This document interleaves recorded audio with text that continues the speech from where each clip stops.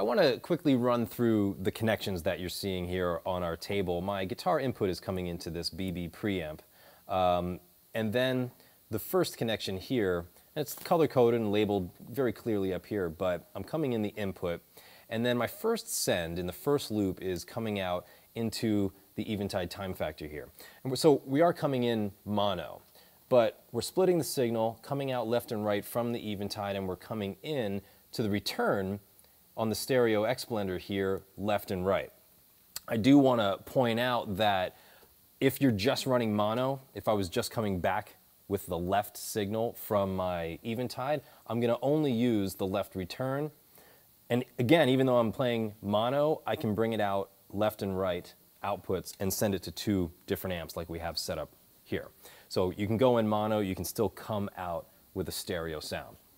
Also, I think it's worth mentioning that when you're using effects like the eventide time factor or rack units, it's beneficial to set the kill dry in those effects to be enabled, essentially. And what does that mean?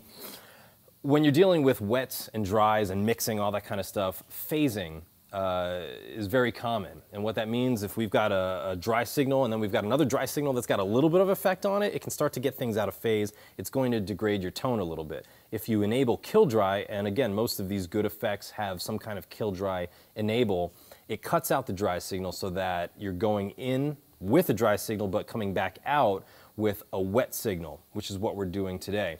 And the X blender is what is leaving the option to have all dry or all wet in that sense. So it's all about keeping the purest tone possible. So again, even though we're seeing a lot of connections here, we're keeping the tone as pure as possible while making our setup as easy as possible to keep our chain as guitar to amp as possible. I think that's the ultimate goal. But obviously we love to use pedals. We want to use some overdrive, some delay, some reverbs, etc.